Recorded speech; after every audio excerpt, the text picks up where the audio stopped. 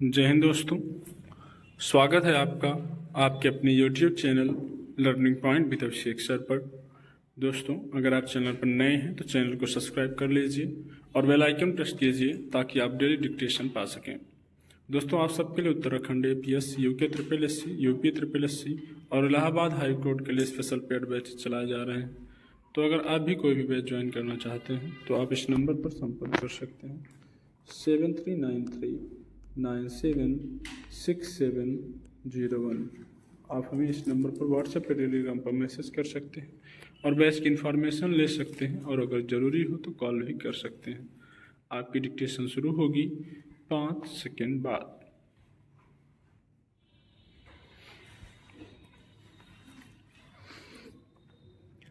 इंसानी शरीर को रसायन शास्त्र की एक अनूठी प्रणाली कह सकते हैं।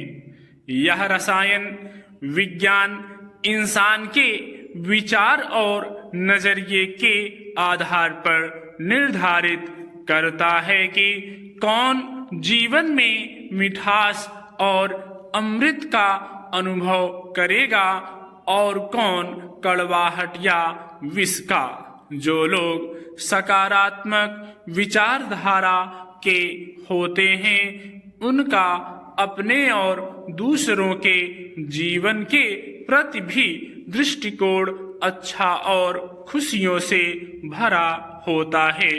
जब कोई सकारात्मक कार्यों से जुड़ता है, जैसे दूसरों की खुशी में जश्न मनाना, समाज के हित में कार्य करना, दूसरों की भावनाओं को सम्मान देना, स्वयं से पहले दूसरों के प्रति फिक्रमंद होना और ख्याल रखना और हर तरह के सकारात्मक विचारों को बढ़ावा देना, तब शरीर का रसायन खुद ही सद्भाव की ओर स्थानांतरित हो जाता है।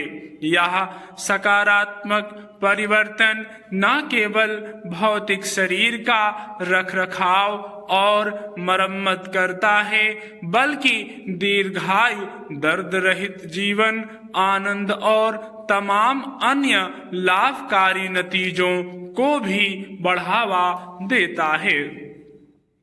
इसमें संदेह नहीं कि प्रेम, दया और करुणा की मानसिकता इंसान की जिंदगी में एक प्रकार का उपचार प्रभाव पैदा करती है।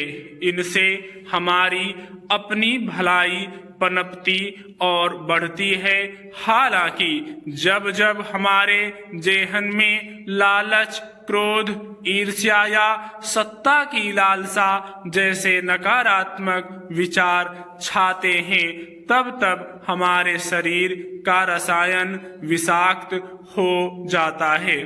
बेशक हम अच्छे या बुरे कर्मों में शामिल हों या ना हों, लेकिन ऐसी नकारात्मक भावनाएं हमारे भीतर अशांति और फिर आंतरिक विष उत्पन्न करते हैं। इनके चलते दुख, चिंता, निराशा, झगड़ा, विवाद, बीमारी और अवसाद होता है।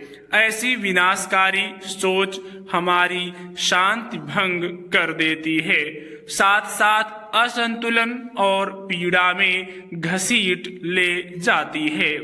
तय है कि हमारे शरीर का रसायन हमारे दिमाग से संचालित होता है। जब हम सकारात्मकता, दयालुता और आत्मनियंत्रण चुनते हैं तो हम संपूर्ण और आनंदमय जीवन विकसित करते हैं।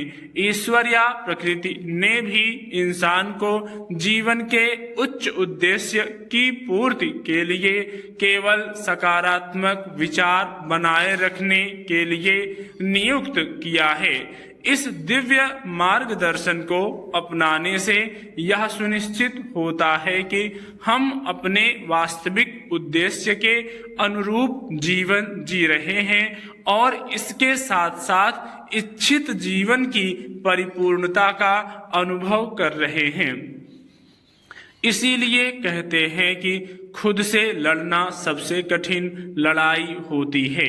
हमारी सबसे बड़ा दुश्मन स्वयं का मन है। विचारों की अनंत धारा में हम कभी कभी खुद को खो देते हैं। नकारात्मक विचार हमें कमजोर करते हैं, हमारे सकारात्मक विचारों पर हावी हो जाते हैं और हम खुद से ही लड़ते रह जाते हैं। ऐसे अंतर्युद्ध या द्वंद्व का अंत तभी हो सकता है जब हम अपने विचारों को छांटें और उन्हें सही दिशा में मोड़ें। अपने अंदर की लड़ाई से बाहर निकलने का एकमात्र तरीका है कि अपने विचारों को सकारात्मक बनाया जाए। स्टॉप।